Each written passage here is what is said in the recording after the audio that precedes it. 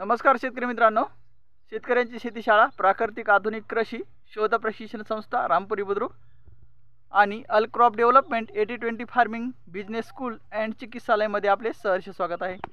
आज आपण आहोत शुगर कॅनच्या प्लॉटमध्ये।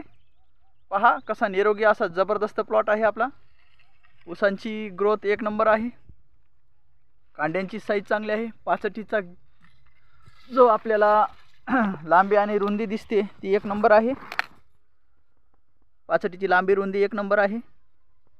न्यूट्रिशन मॅनेजमेंट इथं एक नंबर आहे। तर अशा प्रकारे मुख्य अन्नद्रव्य, दुय्यम अन्नद्रव्य आणि मायक्रोन्यूट्रल्स सूक्ष्म अन्नद्रव्य याची जर आपण व्यवस्थितरित्या जर न्यूट्रिशन अपलोड केले तर आपल्या शेतामध्ये भरघोस आणि दर्जेदार उत्पादन आपल्याला पाहायला मिळतं। तर शेतकरी मित्रांनो, नत्र, स्फुरद, पालाश मुख्य अन्नद्रव्य, कॅल्शियम, मॅग्नेशियम, सल्फर दुय्यम अन्नद्रव्य, जस्त, लोह, मंगल, बोरॉन, कॉपर, मॉलिब्डेनम आणि क्लोरीन हे सूक्ष्म अन्नद्रव्य, मायक्रोन्यूट्रल्स हे अपटेक कसे होतात। जर समजा आपल्या जमिनीचा पीएच मेंटेन असेल तर हे टोटल न्यूट्रिशन आपल्याला चांगल्या प्रकारे अपटेक होतात आणि आपल्या शेतामध्ये आपल्याला भरघोस आणि दर्जेदार उत्पादन पाहायला मिळतं। तर शेतकरी मित्रांनो, पीएच वाढतो कशामुळं हे जाणून घेणं पण खूप महत्त्वाचं आहे। तर पीएच वाढतो मित्रांनो असमतोल खतांच्या वापरामुळं। जर समजा उदाहरण द्यायचं म्हटलं तर आपलं पीक आहे आणि जसं आपलं शेत आहे तसं आपलं जेवणाचं ताट आहे।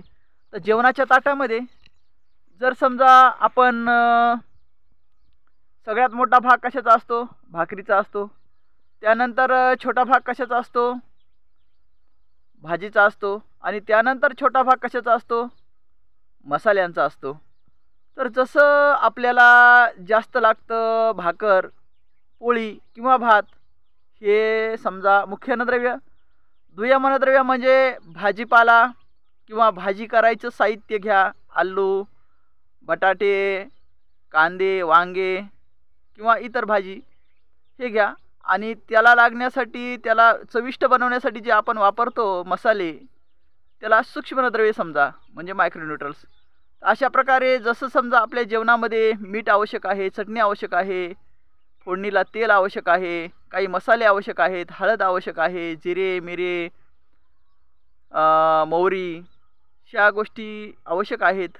तसंच आपल्याला दुय्यम अन्नद्रव्यामध्ये पण भाजी करण्यासाठी भाजीपाला आवश्यक आहे आणि त्याला व्यवस्थित आपलं जेवण होण्यासाठी आपल्याला भाकरी किंवा पोळी पण आवश्यक आहे। तसंच आपल्या पिकाला चांगल्या प्रकारे न्यूट्रिशन अपलोड होण्यासाठी आपल्या पिकाला नत्र भाकरीसारखं लागतं, म्हणजे नत्र, स्फुरद आणि पालाश हे मुख्य अन्नद्रव्य भाकरीसारखे लागतात, पोळीसारखे लागतात, भातासारखे लागतात असे समजा। दुय्यम अन्नद्रव्य म्हणजे भाजीपाला हे आपल्याला दुय्यम अन्नद्रव्य म्हणजे कॅल्शियम, मॅग्नेशियम, सल्फर हे लागतात म्हणून समजा। आणि मायक्रोन्यूट्रल्स म्हणजे जस्त, लोह, मंगल, बोरॉन, मॉलिब्डेनम आणि क्लोरीन हे चवीसाठी लागतात असं समजा।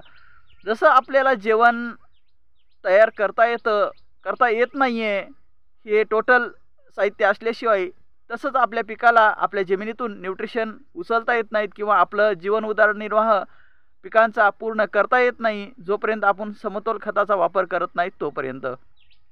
तर समतोल खताचा वापर करणं आवश्यक आहे मित्रांनो। तर समतोल खतांचा वापर करण्यासाठी आपल्याला उदाहरण द्यायचं म्हणजे जर समजा आपल्याला 100 किलो खत टाकायचा 1 एकरमध्ये 2 गोणी, तर तुम्ही कसं करणार।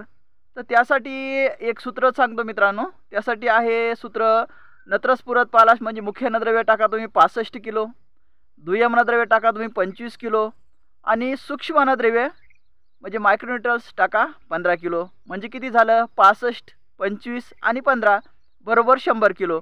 अशा प्रकारे तुम्ही अन्नद्रव्य व्यवस्थापन जर केलं तर तुमच्या जमिनीमध्ये भरघोस आणि दर्जेदार उत्पादन तुम्हाला पाहायला नक्कीच मिळेल। तर शेतकरी मित्रांनो, या स्ट्रिकची तुम्ही व्यवस्थित जोपासन करा, संगोपन करा आणि आपल्या पिकाचं भरघोस आणि दर्जेदार उत्पादन आपल्या शेतामध्ये 100% मिळवा। तर शेतकरी मित्रांनो, अशीच क्रॉप ट्रीटमेंट घेण्यासाठी आपल्या शेतामध्ये आम्ही येतो आणि आपल्याला पूर्ण क्रॉप ट्रीटमेंट देतो। हाताला धरून शिकवतो, समजून घेतो, आम्ही पण काही गोष्टी शिकतो. यासाठी आमची शेतीशाळा आहे. या शेतीशाळेमध्ये आपलं रजिस्ट्रेशन होणं आवश्यक आहे. आपण रजिस्ट्रेशन करून घ्या, माती परीक्षण करून घ्या आणि आपल्या शेतामध्ये भरघोस आणि दर्जेदार उत्पादन मिळवून घ्या.